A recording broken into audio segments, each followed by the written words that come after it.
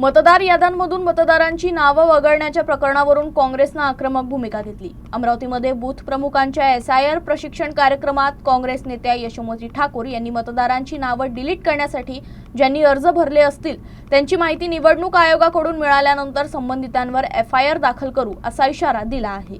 SIR याच्या आधी पण झालेला आहे आणि त्यावेळेला तर SIR व्हायला 2 वर्ष लागले होते। आज जे काय होतं आहे हे 2-3-4 महिन्यांमध्ये यांना गोळ घालायचा आहे। याच्यामध्ये खूप मोठं षडयंत्र आहे।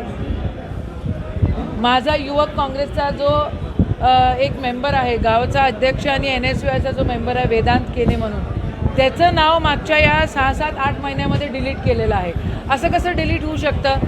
आता आम्ही पण दक्षता घेतो आहे आणि डिलीट करणारा जो व्यक्ती ज्यांनी फॉर्म भरून डिलीट केलं त्याचं नाव आम्हाला जर माहिती पडलं, जे अनिवार्य आहे इलेक्शन कमिशनला आणि तहसील ऑफिसमध्ये आणि कलेक्टर ऑफिसमध्ये देणं, आम्ही त्याच्यावर गुन्हे दाखल करणार।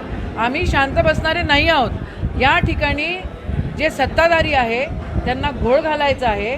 आमच्या कानावर असं येत आहे की ते 30,000 मतं प्रत्येक मतदारसंघ वाईज टाकायचा प्रयत्न करणार। आता तुम्हाला एक व्यक्ती आहे, त्याचं लग्न 2003ला झालं, पण त्याच्या बायकोचं नाव 2002च्या यादीत आहे। याचा अर्थ 2002च्या यादीमध्ये पण त्यांनी घोळ केलेला आहे। त्यांना पाहिजे ती मतं टाकून घेण्याचा तो प्रयत्न आहे।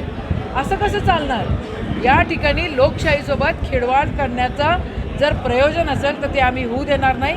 आमचा पुरेपूर प्रयत्न राहील आणि आमची सगळ्यांना विनंती आहे की ही एकटी काँग्रेसची जबाबदारी नाही, प्रत्येक नागरिकाची जबाबदारी आहे।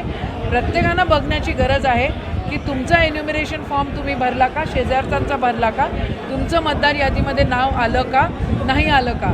इथं जे बंगालमध्ये त्यांनी केलं की मेजर वोट्स त्यांनी ॲन्युअलीमध्ये टाकून दिले आणि मग म्हणतात आहे की ते आपोआप स्पेलिंग मिस्टेक्स वगैरे टाकून हा सगळा घोळ करण्याचा पूर्ण प्रयोजन आहे। आम्ही पूर्णपणे लोकशाही टिकली पाहिजे याच्यासाठी आम्ही या ठिकाणी हे ट्रेनिंग घेतलेलं आहे। तिवशामध्ये विधानसभा झाल्यानंतर जवळपास 7,000 नावं यांनी डिलीट केलेले आहेत। आम्ही बूथ वाईज यादी काढली। आम्ही नावं पण मागणार आहे की कोणी हा फॉर्म भरला आणि कोणी डिलीट केलं, हे पण आम्ही सोडणारच नाही।